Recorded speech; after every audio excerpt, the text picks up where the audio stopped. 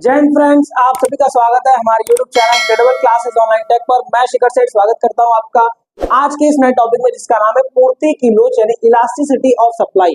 मांग वाले लेसन में भी हम लोग ने पढ़ा था इलास्टिसिटी ऑफ डिमांड, आज हम लोग पढ़ेंगे इलास्टिसिटी ऑफ सप्लाई। इलास्टिसिटी का मतलब क्या होता है? देखो, इलास्टिसिटी का मतलब होता है दोस्तों खिंचाव। खिंचाव का मतलब होता है परिवर्तन। हम लोग बचपन में एक बेल्ट पहनते थे जिसको इलास्टिक कहा जाता था। आज भी बहुत सारे ऐसे पैंट आते हैं जिसको हम लोग आराम से जितना भी चाहे क्या कर सकते हैं, चौड़ा कर सकते हैं, और उसको छोड़ेंगे तो फिर पुनः अपने साइज में आ जाता है। तो इलास्टिक का मतलब होता है कि जो पूर्ति है बेटा, अगर आपने पूर्ति वाला लेसन नहीं पढ़ा तो इस वीडियो के डिस्क्रिप्शन में है, पहले उसको पढ़ लो, नहीं तो हमारे चैनल के चैनल के प्लेलिस्ट पे जाके जरूर देख लो।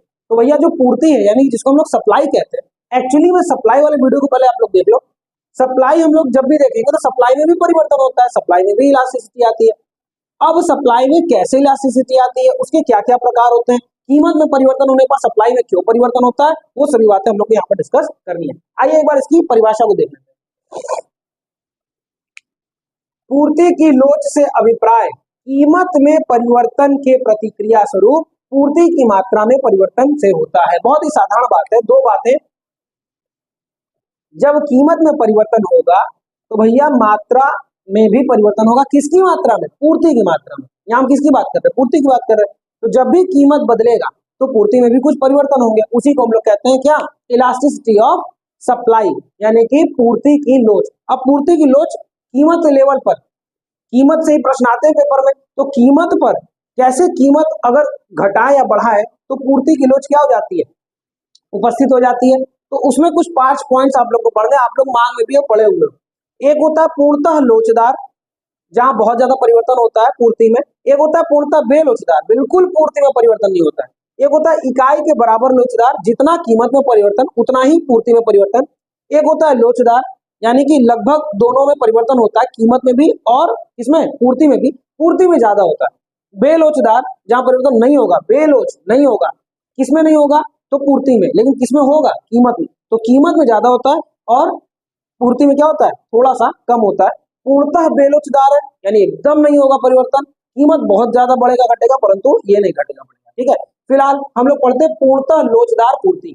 अब इसके नाम से ही आपको समझ में आ रहा होगा कि पूर्णतः मतलब एकदम और लोचदार मतलब बहुत परिवर्तन। और किसमें परिवर्तन होगा? हम लोग क्या पढ़ रहे हैं? हम लोग पढ़ रहे हैं पूर्ति की लोच पढ़ रहे हैं, तो पूर्ति में परिवर्तन होगा और कीमत क्या रहेगा? बिल्कुल स्टेबल रहेगा। देखिए ध्यान से, कीमत क्या है? 5 और 5, और पूर्ति कितना है? 5, और अचानक से कितनी हो गई? 10। तो आइए पूर्णतः लोचदार का एक बार हम लोग परिभाषा पढ़ते हैं। अच्छा, इलास्टिसिटी ऑफ डिमांड में, सॉरी इलास्टिसिटी ऑफ सप्लाई में, इसको हम लोग इनफाइनाइट से डिनोट करते हैं। इसको पूर्णतः लोचदार को क्यों करते हैं ये अभी हम लोग डिस्कस करेंगे। फिलहाल इसको परिभाषा पढ़ते हैं। जब कीमत में परिवर्तन न होने पर या बहुत ही सूक्ष्म परिवर्तन होने पर, थोड़ा सा परिवर्तन होने पर या बिल्कुल न होने पर पूर्ति में बहुत अधिक परिवर्तन हो जाता है, तब वस्तु की जो पूर्ति होती है वो पूर्णतः क्या होती है? लोचदार होती है। मतलब कीमत में जरा सा भी परिवर्तन नहीं हुआ या थोड़ा बहुत परिवर्तन हुआ और पूर्ति में बेतहाशा परिवर्तन हुआ, बहुत ज्यादा। और परिवर्तन का मतलब हमेशा ज्यादा मत सोचिएगा, परिवर्तन कम भी हो सकता है। ठीक है, तो परिवर्तन हो गया, बहुत कम हो गया माल या बहुत ज्यादा पूर्ति यहाँ पर बिकने लगी, 5 से यहाँ पर 10 हो गया। तो यहाँ पर क्या हुआ? यहाँ पर ये हुआ कि कीमत अपने जगह पर स्टेबल है और पूर्ति क्या हो रही है? बहुत ज्यादा परिवर्तित हो रही है। तो ये पूर्णतः बदलने वाली है, यानी पूर्णतः लोचदार, इसलिए इसका नाम, oh my God, इसलिए इसका नाम क्या होगा दोस्तों? इसलिए इसका नाम होगा पूर्णतः लोचदार। आगे बढ़ेंगे, इससे देख लिया जाए कैसे निकालोगे पूर्ति लोच की गणना। देखो 2-3 विधियां हैं, चैप्टर के लास्ट में हम आपको विधि को बताएंगे, परंतु यहाँ पर एक विधि जो हम लोग जिसको बोलते हैं प्रतिशत की विधि, उसको हम लोग देख रहे हैं कि ऊपर हम लोग पूर्ति का अनुपातिक परिवर्तन लिख लें, कितना परिवर्तन हो रहा है, और हम लोग कीमत का अनुपातिक परिवर्तन लिख लें कि कीमत में कितना हो रहा है परसेंटेज के हिसाब से। यहाँ पर देखिए पूर्ति का अनुपातिक परिवर्तन, पूर्ति का अनुपातिक परिवर्तन मतलब पूर्ति आप लोग देखिए कितना परसेंट का परिवर्तन हो रहा है, आप लोग बताइए। 5 था, अचानक से 10 हो गया, 5 का 10 दुगना हो गया, 100% टोटल। 5 से कितना हो गया? 10 हो गया। 5, अगर 5 बराबर 100% है तो जाहिर सी बात है 5 का दुगना 10 हो गया, तो सीधे सीधे 100% की बढ़ोतरी हो गई। तो हम लोग पूर्ति का अनुपातिक, पूर्ति में कितना परिवर्तन? 100 का, 100% का, ये हम लोग परसेंटेज वाला नियम पढ़ रहे हैं। नीचे कीमत का अनुपातिक, कीमत में कितना परिवर्तन हो रहा है? 0 हो रहा है। कितना हो रहा है? 0 हो रहा है। जब 0 से आप 100 को डिवाइड करोगे तो जाहिर सी बात है आपका आंसर क्या आने वाला है? इनफाइनाइट आने वाला है। कैलकुलेटर में निकाल के देख लेना। अब इस चीज को अगर तुमको यहाँ पर शो करना हो, ग्राफ पे शो करना हो तो आपको एक तरफ कीमत लिख देना है y अक्ष पर, और x अक्ष पर आपको क्या लिख देना है, मात्रा लिख देनी है। तो ध्यान से देखिए, जब कीमत 5 था तो पूर्ति, पहली वाली पूर्ति कितनी थी, पहली वाली पूर्ति भी 5 थी, और जब कीमत 5 था तो अचानक से पूर्ति फिर भी अचानक से बढ़ गई और पूर्ति कितनी हो गई, पूर्ति 10 हो गई।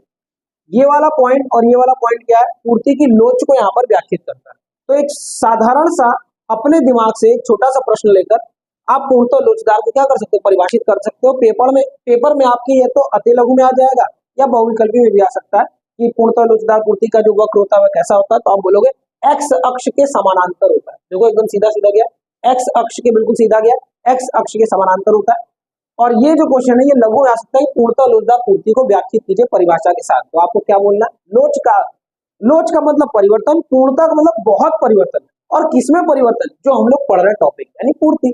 तो पूर्ति में बहुत परिवर्तन और कीमत में बिल्कुल भी परिवर्तन नहीं, इसको बोलते हैं पूर्णतः लोचदार। अब पढ़ेंगे पूर्णतः बेलोचदार, जहां पर बेलोच एकदम परिवर्तन नहीं, किसमें एकदम परिवर्तन नहीं, जो हम पढ़ रहे हैं पूर्ति में एकदम परिवर्तन नहीं, यानी कि यहाँ पर पूर्ति भी स्टेबल रहेगा, जो हम लोग दूसरा वाला पढ़ेंगे। फिलहाल इसको इरेज करते हैं और दूसरा वाला पढ़ते हैं। आइए अब हम लोग पढ़ते हैं पूर्णतः बेलोचदार पूर्ति। बेलोच शब्द को मैंने पहले भी डिफाइन किया। बेलोच का मतलब जहां पर कोई भी परिवर्तन की संभावना नहीं है, और पूर्णतः है तो अब तो बिल्कुल परिवर्तन नहीं है। और किसमें नहीं होगा परिवर्तन, जो हम लोग टॉपिक पढ़ रहे हैं जिसका नाम है पूर्ति यानी कि सप्लाई। तो देखिए यहाँ पर सप्लाई मात्रा में कोई परिवर्तन नहीं, परंतु कीमत में बहुत ज्यादा परिवर्तन। पढ़ लेते हैं, थोड़ा सर्दी हुआ है तो इस चीज को आप लोग अवॉइड। जब किसी वस्तु की कीमत में, याद रखिए, जब किसी वस्तु की कीमत में पर्याप्त परिवर्तन हो या हो उसके होने पर भी उसकी पूर्ति में बिल्कुल परिवर्तन ना हो, तो ऐसी दशा को हम लोग क्या कहते हैं, पूर्णतः बेलोचदार। जहां बिल्कुल परिवर्तन नहीं होगा, ये ऐसी पूर्ति कहते हैं। गणना वही है, पूर्ति में जो ऊपर प्रतिशत परिवर्तन उसको ऊपर लिखिए और कीमत में जो प्रतिशत परिवर्तन उसको नीचे लिखिए। आइए यहाँ सॉल्व कर लेते हैं। पूर्ति में कितना परसेंट का परिवर्तन हो रहा है, 100 0।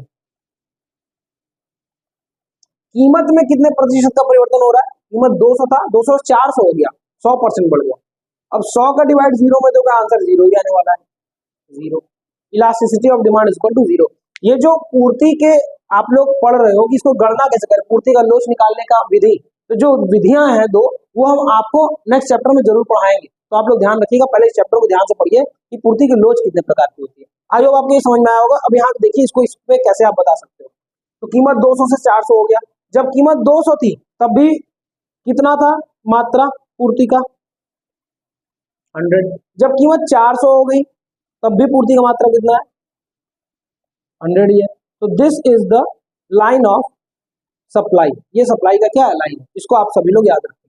तो ये क्या हो गया, ये हो गया पूर्णतः बेलोचदार पूर्ति। अब आइए तीसरा टॉपिक पढ़ते हैं, जहां पर हमारी पूर्ति इज इक्वल टू 1 है, यानी कि इकाई के बराबर है। और अगर इकाई के बराबर कोई है तो उसको हम लोग लोचदार बोलते हैं, ठीक है। और यदि इकाई से अधिक है तो उसको हम लोग अधिक लोचदार बोलते हैं, जो कि इसके बाद हम लोग पढ़ेंगे। और यदि इकाई से कम है यानी लेस देन 1 है, तो लेस देन 1 है तो उसको हम लोग क्या बोलेंगे, उसको हम लोग बेलोचदार बोलेंगे, ठीक है। आइए समझते हैं फिलहाल इकाई के बराबर, बहुत सिंपल है इकाई के बराबर वाला।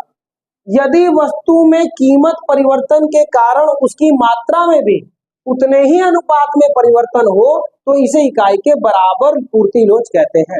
नहीं समझ में आया, बहुत साधारण बात है कि जितना कीमत में परिवर्तन हो रहा है उतने ही अनुपात में मात्रा में भी उतने ही अनुपात में अगर परिवर्तन हो रहा है तो यहाँ क्या है, इकाई के बराबर की लोच है। यहाँ देखिए ध्यान से, कीमत 10 था, कीमत बढ़ के 15 हो गया, रुपया की बात हो रही है, आप लोग यहाँ ब्रैकेट में से लिखें, और यहाँ ये किलो में समझ। 10 रुपए से कोई चीज 15 हो गया तो कितना परसेंट बढ़ा, 50%। और जब कोई, भाई ध्यान से देखिए आप लोग यहाँ पे, ये हम लोग पूर्ति कर रहे हैं तो इसको बढ़ा दीजिए, 100 से कितना कर दीजिए, इसको कर दीजिए 150, क्योंकि पूर्ति का नियम ये कहता है कि यदि आपका पैसा बढ़ रहा है तो उत्पादक अपने मात्रा को क्या कर देता है, बढ़ा देता है ना। इसको ध्यान रखिए। तो ये कितना परसेंट बढ़ा, 50%। और ये भी 100 से कितना बढ़ गया, 150 हो गया, तो ये भी 50% बढ़ा। तो अगर हम लोग इसको डिवाइड करें तो 50% क्या है, पूर्ति में प्रतिशत परिवर्तन। पूर्ति में कितना परसेंट का परिवर्तन हुआ, 50 बटे कीमत में कितना परसेंट, 50। तो 50 को 50 डिवाइड करेंगे तो आंसर क्या आने वाला है, 1 आने वाला है। तो 1 इज द आंसर। आप लोग यहाँ पर देखिए इसको कैसे आप निर्धारित करोगे, जब कीमत 10 थी तो मांग कितनी थी? 100। जब कीमत 10 थी तो मांग कितनी थी? 100। अब इसको बढ़ा लीजिए।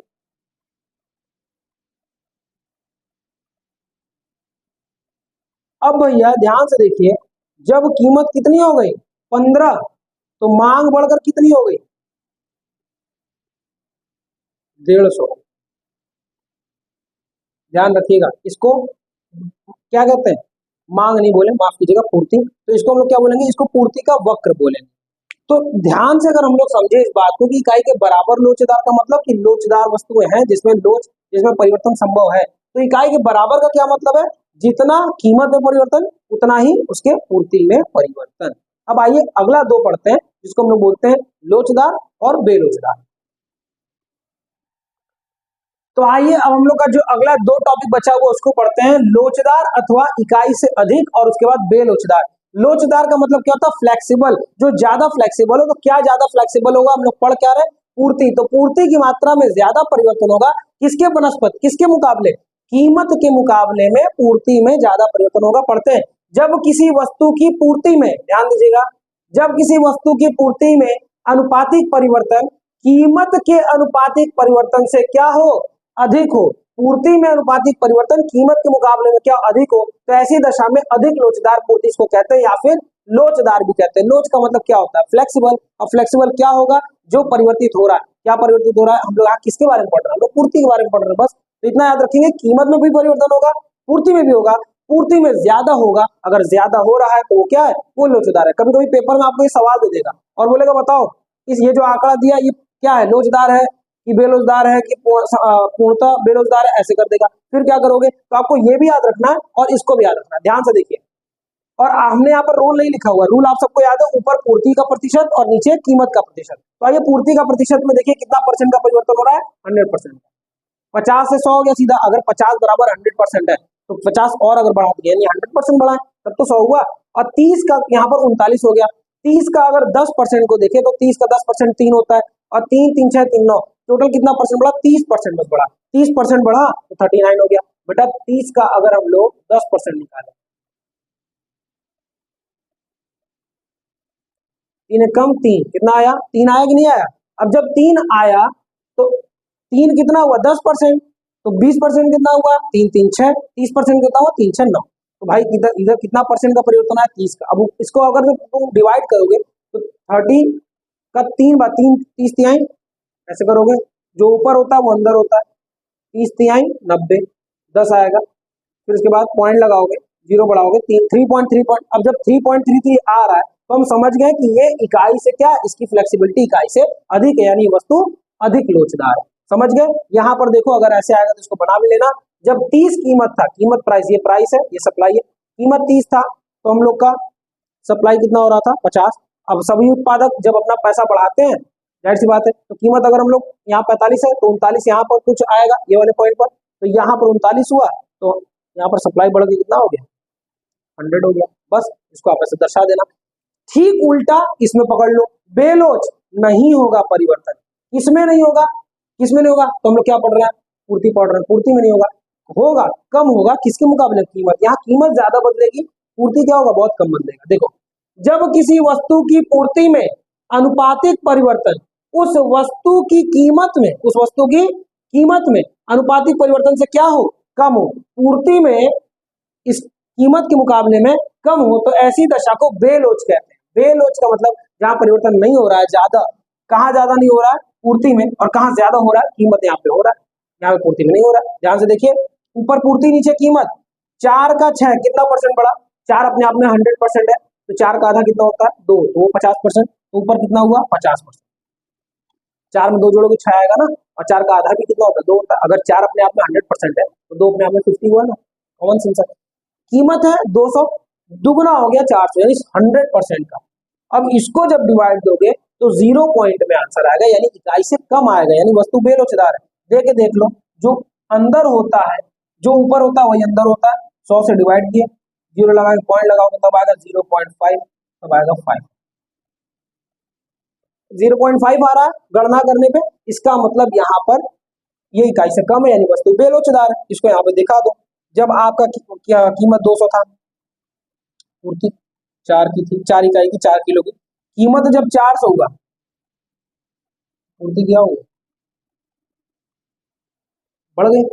परंतु ज्यादा गैप देखिए, ज्यादा गैप आपको यहाँ दिख रहा है कि ज्यादा गैप आपको यहाँ दिख रहा है। अब आप कहोगे ना सर यहाँ पे भी तो बढ़ गई, लेकिन आप ध्यान से देखो कहाँ पर ज्यादा परिवर्तन हो रहा है, यहाँ ज्यादा, तो ज्यादा परिवर्तन हो रहा है तो ये लोचदार, और कम परिवर्तन हो रहा है तो क्या, बेलोचदार।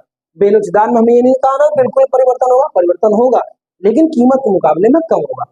पांचों का आपको रिवीजन फिर से कराएंगे। सबसे पहला हमने आपको क्या बताया था, पूर्णतः लोचदार। पूर्णतः लोचदार का मतलब है बहुत बड़ा परिवर्तन, बहुत ज्यादा परिवर्तन। किसमें बहुत ज्यादा परिवर्तन, जो हम लोग पढ़ रहे हैं, पूर्ति में बहुत परिवर्तन, कीमत बिल्कुल स्टेबल, सेम टू सेम। पूर्णतः बेलोचदार, एकदम परिवर्तन नहीं, किसमें एकदम परिवर्तन नहीं, जो हम लोग पढ़ रहे हैं, पूर्ति। तो यहाँ पर कीमत में बहुत परिवर्तन, पूर्ति में एकदम परिवर्तन नहीं। इकाई के बराबर जितना पूर्ति में परिवर्तन, कीमत में परिवर्तन, उसी के बराबर पूर्ति में परिवर्तन। बाकी लोचदार और बेलोचदार हमने आपको पढ़ा दिया। तो कीमत के हिसाब से जो पूर्ति के लोच के अलग अलग प्रकार थे वो यहाँ पर क्लियर हो गए। अब पूर्ति की लोच की जो गणना होती है 2 विधियों के द्वारा, उसको हम लोग अगले वीडियो में देखेंगे। अगर आपको ये वीडियो समझ में आया है तो कृपया करके इस वीडियो को शेयर करें। चैनल पे अगर नए हैं तो सबसे पहले हमारे चैनल को सब्सक्राइब कीजिए। बाकी इसी चैनल पर आपको अकाउंटिंग के और हिंदी के जो पद्य हैं और इसी के साथ साथ इंग्लिश में जो डायरेक्ट इनडायरेक्ट और ग्रामर से संबंधित ट्रांसफॉर्मेशन जो भी बातें, या फिर अर्थशास्त्र चल ही रहा है, ये सभी चीजें आपको 12th की मिल सकती है। तो अपने सभी दोस्तों को जो लोग बोर्ड की तैयारी कर रहे हैं क्लास 12 खासतौर से यूपी बोर्ड, उसको शेयर कर दें इन वीडियोस को। और अगर आपको ये अच्छा लगा तो लाइक कीजिए, कमेंट कीजिए इस वीडियो को और खूब ढेर सारा शेयर कीजिए। Thank you so much, all the best for exam. जय हिंद, जय भारत।